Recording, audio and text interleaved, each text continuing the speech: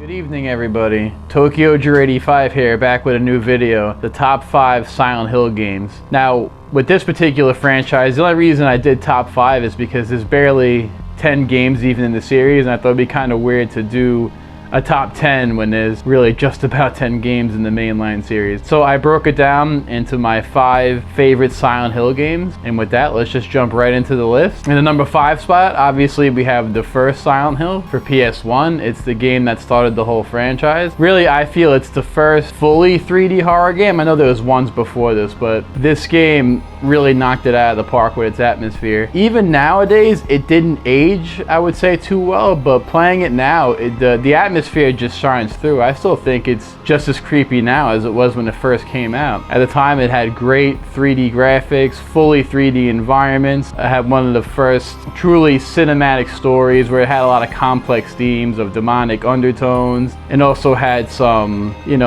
dubious characters that had all kinds of conflicting roles in the story. And overall, the game was just put together very, very well. And then we have the set pieces. Like, one of the main things I remember about the game when first playing it is the first transition into the dark world. You hear the radio just keep buzzing, and it goes further and further down, and you just go down an alley and the screen gets completely dark, and then finally you use a lighter to light up and everything's in that dark underworld, and you see the body hanging from the fence. It's still a very iconic scene, and they actually remade it in the Silent Hill movie, which I thought was cool too. It was a nice callback to the game. Overall, the game is still a great game and holds up very well nowadays. In the number 4 spot, we have Silent Hill Homecoming. Now, I don't hate this game like everybody else does. Everybody feels like this is kind of the black sheep of the family, with the exception of Silent Hill Book of Memories for the Vita. And I understand some of the criticisms. It came off the heels of Resident Evil 4 and 5, where it was very action oriented, and actually I didn't mind that. I thought the game looked great, and I thought it played really, really well. This game in particular, I thought had the best transitions going into like the dark realm of the game. Anytime any of the main characters has like a big reveal, it always kind of slides into that whole underworld sequence, and I feel this game does it the best. And this game also, I feel like, has one of the most dark stories of all the Silent Hills. I don't want to get too much into spoilers because some people complained about spoilers last time.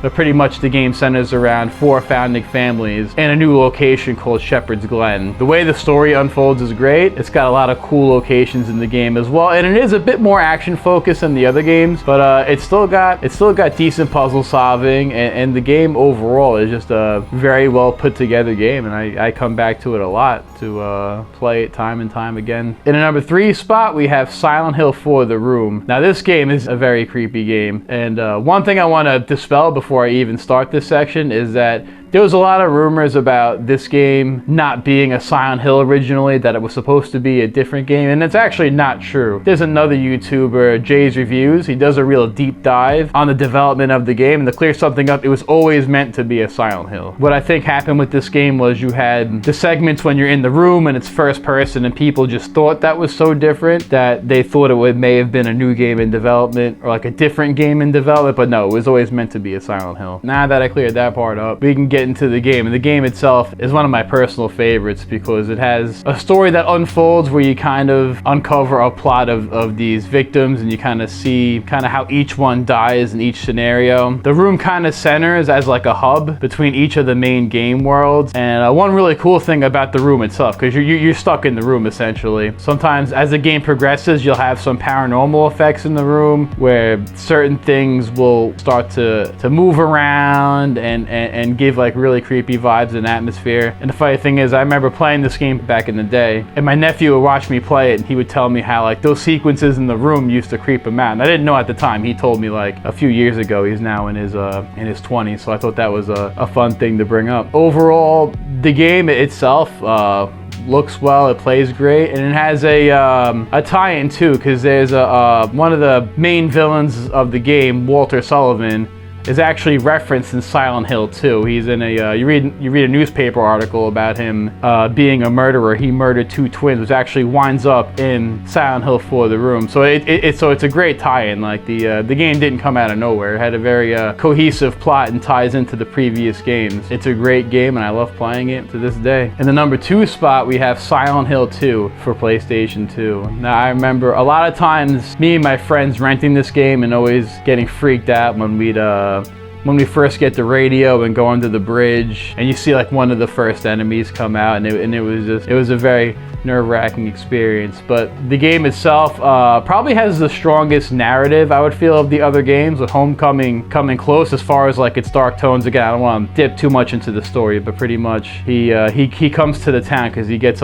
James comes to the town because he gets a letter from his dead wife, which is why he goes there in the first place. You meet all these kind of characters that have they're all a little off. They all have kind of crazy, backstories, which you uncover throughout the game. And one thing that really stuck out to me, especially in this game, was one of the first areas you go to is a apartment building, and you'll notice in each room, like you go into one room and has a lot of like beer bottles laying around. You go into another room and has like all kinds of audio equipment and stuff. So it's like it's a great game that sets up like a good world, because you could tell like everybody in these rooms lived their own lives and stuff like that. So the game, even for then, had amazing amounts of detail. It had CG cutscenes, and like overall it was a very cinematic game. And that's just also the first game, really the only game actually, because it's Pyramid Head, and he was by far one of the creepiest things that would follow you around and chase you throughout the world of Silent Hill 2. And I just think it's one of the ones that holds up even now, and it's actually a good time to talk about it now because it's getting a remake. I believe it's, as of today, it's supposed to come out next year around February, so I'm really excited to play that. And in the number 1 spot for me personally, it's Silent Hill Shattered Memories, specifically the Wii version of the game, all because of the immersion this game has. So it could be seen as kind of a remake of the first one as far as like the story elements go, because it follows along the same way, but they change a ton of things from the original game. So the first thing to talk about, the immersion part of it, you use the Wii mode to aim the flashlight. It also has the phone where you hold up the Wii mode to your ear and you'll hear characters talk to you.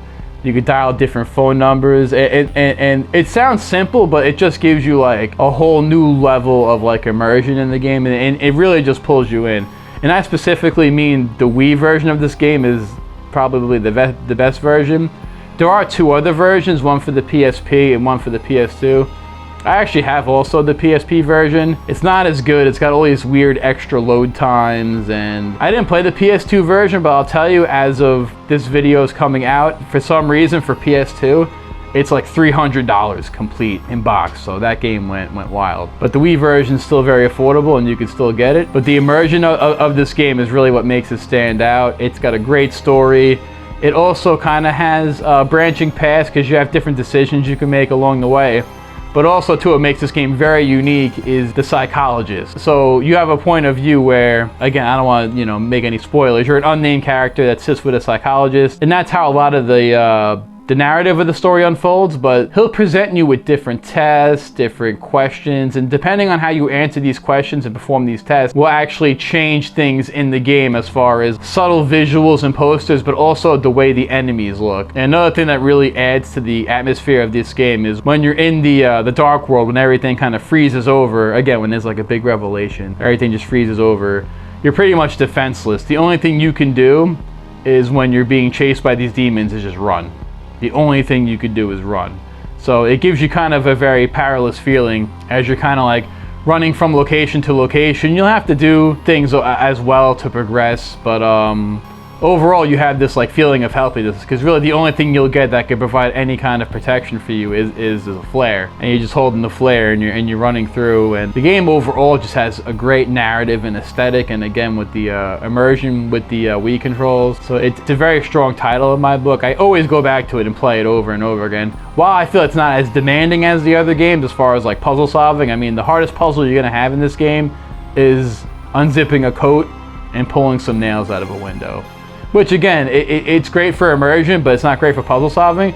But again, overall, the game as a package, I feel more than makes up for it. And it's a game I constantly come back to over and over again, and I really enjoy playing it. So that is my top 5 Silent Hill games. I hope you guys enjoyed this video. Like and subscribe, and I hope you guys have a good night, and hopefully I'll see you soon with another video.